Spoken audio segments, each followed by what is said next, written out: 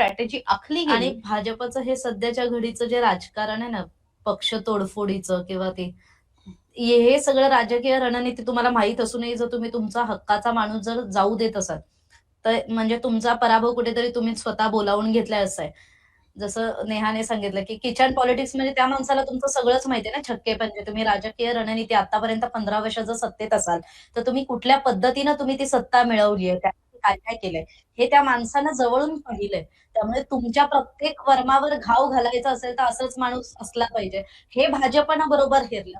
कारण या भाजपला 2021 मध्ये सुद्धा ज्यावेळेस मागची निवडणूक झाली, त्यावेळेस सुद्धा खरं तर भाजपला पश्चिम बंगालमध्ये आपली सत्ता स्थापन करायची होती. पण तेवढं त्यांना यश त्यावेळेस मिळालं नव्हतं.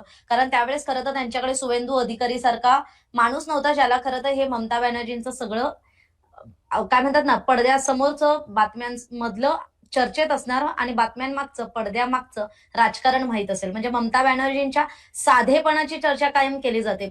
आणि त्या कशा साधं राहणीमान आहे, त्या कशा एका छोट्याशा घरात राहतात.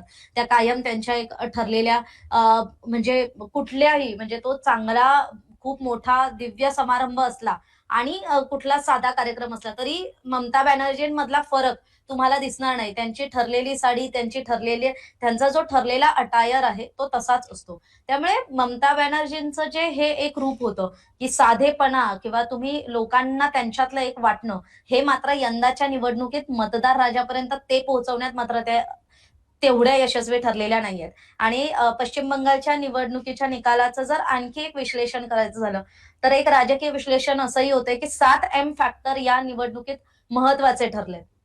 तर ते आता 7 फॅक्टर कुठले?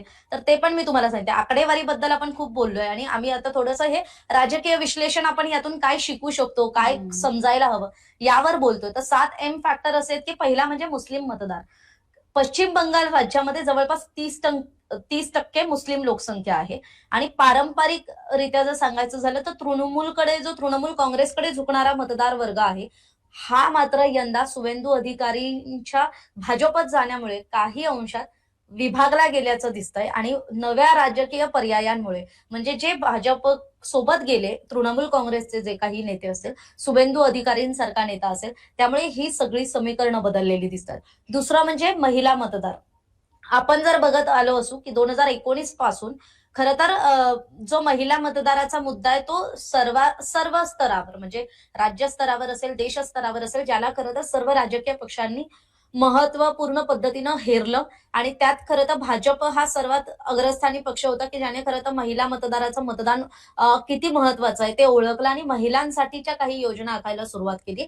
आणि मग ते महिला मतदार इथे ममता बॅनर्जींसाठी सुद्धा सांगायचं झालं, तर त्यांच्या कल्याणकारी योजनांचा महिलांमध्ये प्रभाव जरी असला, तरी केंद्र सरकारच्या योजनांमुळे मात्र भाजपनं सुद्धा या महिला मतदारांच्या वर्गामध्ये आपल्याला प्रवेश मिळवण्यात यश मिळवलं.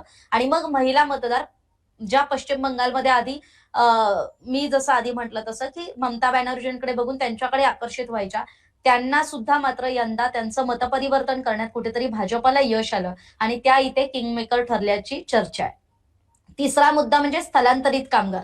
राज्याबाहेर जे काम करणारे कामगार आहेत ते मात्र मतदानासाठी परतले. रोजगार आणि बेरोजगारीचे मुद्दे हे त्यांच्या मतदानातून खरं तर प्रभावशाली पद्धतीनं आपल्याला मतदार म्हणजे जो निकाल आहे त्यातून ते पाहायला मिळतंय. चौथा मुद्दा म्हणजे म वरून येतो तो म्हणजे मतुआ समाज, जो पश्चिम बंगालमधला आहे. नागरिकत्वाशी संबंधित मुद्द्यांमुळे खरं तर मतुआ समाज हा निर्णायक ठरला.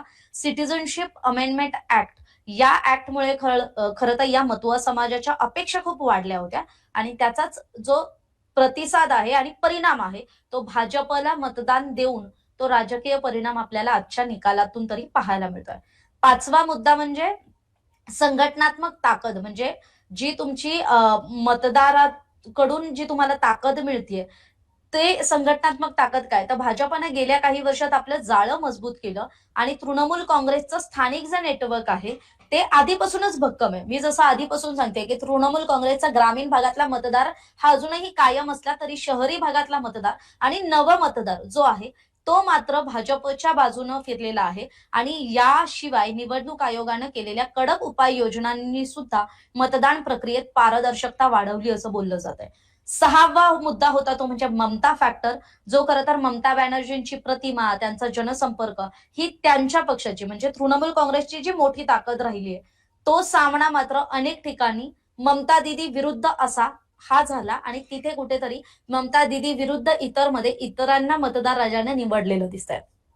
शेवटचा 7वा आणि महत्वाचा फॅक्टर म्हणजे म वरून येतो तो म्हणजे मोदी फॅक्टर, जो पंतप्रधान नरेंद्र मोदींच्या सभा असतील, पश्चिम बंगालमधला रोड शो असेल त्यांचा गाजलेला आणि मग त्यांनी ज्या योजना घोषित केल्या त्या योजनांमुळे खरं तर भाजपला कुठेतरी मोठी ऊर्जा मिळाली आणि त्यांची लोकप्रियता मी जसं म्हटलं मोदींकडे बघून सुद्धा जो नवा मतदार आहे, युवा मतदार आहे, तो कुठेतरी मतदानातून व्यक्त झालेला दिसतोय आणि त्या मोदींच्या लोकप्रियतेमुळे सुद्धा नवीन मतदार भाजपशी जोडले गेले आणि एकंदरीतच या 7 महत्वाच्या घटकांमुळे पश्चिम बंगालमधली निवडणूक ही पूर्णपणे बदलून गेली आणि जे भाजपसाठी कधीतरी एक मोठं दिव्य स्वप्न होतं ते म्हणजे 2026 मध्ये पूर्ण झालेलं दिसतंय. पश्चिम बंगालमध्ये भाजपची एकहाती सत्ता येईल अशी परिस्थिती आता झालेली आहे. कारण आताच्या घडीला वाजले 11:15 आणि भाजपने 177 जागांवर आघाडी मिळवली आहे आणि टीएमसी मात्र 108 जागांवर गेली. त्यामुळे 293 पैकी 177 म्हणजे जवळपास पावणे 200चा आकडा सुद्धा भाजपनं क्रॉस केलेला आहे. त्यामुळे भाजपची सत्ता पश्चिम बंगालमध्ये येणार हे तरी आता निश्चित आहे. नेहा, निश्चितच. आणि आता महाराष्ट्रातील सर्व बातम्यांचे विश्वासार्ह व्यासपीठ सकाळच्या सर्व सोशल मीडिया प्लॅटफॉर्मला लाईक, फॉलो आणि सबस्क्राईब करा. तसंच सर्व नोटिफिकेशनसाठी बेल आयकॉन प्रेस करायला विसरू नका.